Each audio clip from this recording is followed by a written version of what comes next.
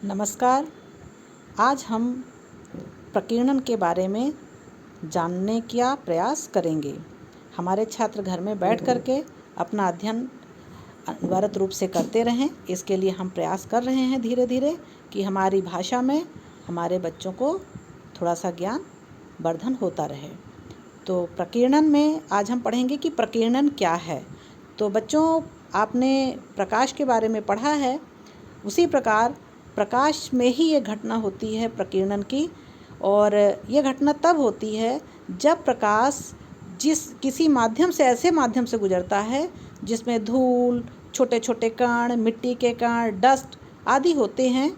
तो इन कणों से प्रकाश टकराता है और टकराने के बाद उसकी किरणें जो हैं वो सभी दिशाओं में फैल जाती हैं। प्रकीर्णन का अर्थ होता है फैलना, अर्थात प्रकाश के फैलने की घटना को प्रकीर्णन कहते हैं।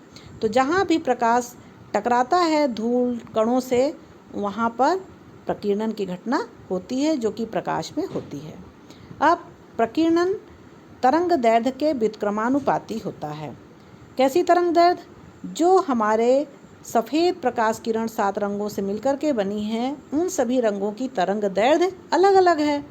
तो जब उनकी तरंग दैर्ध्य अलग अलग है तो उनकी तरंग दैर्ध्य के अनुसार ही उसका प्रकीर्णन प्रकाश का होगा। मतलब जिस रंग की तरंग दैर्ध्य सबसे कम होती है उसका प्रकीर्णन सबसे अधिक होता है। बैगनी रंग का प्रकीर्णन सबसे अधिक होता है क्योंकि इसकी तरंग दैर्ध्य सबसे कम होती है। इसी प्रकार से लाल रंग का प्रकीर्णन जो है वो सबसे कम होता है क्योंकि इसकी तरंग दैर्ध्य सबसे ज़्यादा होती है। अब इसी के बीच में सारे रंग होते हैं, तो जिस रंग का प्रकीर्णन होता है, ज़्यादा होता है, मतलब उसकी तरंग दैर्ध्य कम होती है। आप प्रकीर्णन के उदाहरण में आते हैं तो आप रोज़ाना सुबह और शाम अगर सूर्य के दर्शन करते हैं तो अवश्य आपको प्रकीर्णन याद रहेगा। जब भी हम सुबह या शाम उगते या डूबते समय सूर्य को देखते हैं तो हमें वो लाल रंग का दिखाई देता है। बाकी दिन में हमें सूरज दूसरे रंग का यानी चमकदार दिखाई देता है और हमको उसका रंग समझ में नहीं आता। तो डूबते और उगते समय जो सूरज लाल रंग का दिखाई देता है उसकी जो घटना होती है वो प्रकीर्णन की होती है, प्रकाश का प्रकीर्णन। फिर महासागर का रंग नीला भी दिखाई देता है क्योंकि यहाँ भी महासागर पर जो पड़ने वाला प्रकाश किरण है उसमें प्रकीर्णन की घटना होती है।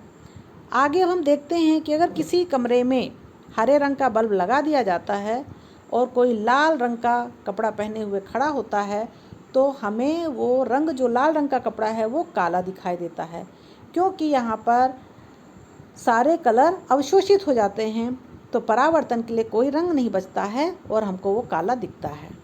अंतरिक्ष यात्री को आकाश काला क्यों दिखाई देता है? क्योंकि अंतरिक्ष में हवा नहीं होती है और जब हवा नहीं होती है तो वहाँ प्रकाश का प्रकीर्णन नहीं होता है। अब आते हैं हम प्रकीर्णन के बाद प्रकाश के रंगों में। तो प्रकाश के जो रंग हैं उनको हम देखेंगे कि कैसे हमें रंग मिलते हैं। तो बच्चों, प्राथमिक रंग होते हैं। प्राथमिक रंग वो रंग हैं जिनको किसी दूसरे रंगों के मिश्रण से उत्पन्न नहीं किया जा सकता है, बनाया नहीं जा सकता है। और ये प्राथमिक रंग होते हैं 3। लाल रंग का होता है, दूसरा हरा होता है और तीसरा नीला होता है। द्वितीयक रंग क्या होते हैं? द्वितीयक रंग वो रंग होते हैं जो प्राथमिक रंगों को मिलाने पर बनते हैं। मतलब 2 प्राथमिक रंग को आपस में मिला दिया जाता है तो एक नया रंग मिलता है जो कि द्वितीयक रंग कहलाता है। और ये होते हैं पीला, मैजेंडा और पीकॉक नीला, मतलब मोर की तरह नीला। फिर पूरक रंग क्या है?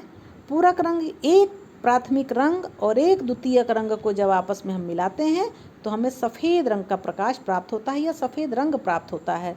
तो ऐसे रंग, जिन दोनों रंगों को मिला करके हमने सफ़ेद रंग प्राप्त किया है, वो रंग एक दूसरे के पूरक रंग कहलाते हैं। धन्यवाद दोस्तों।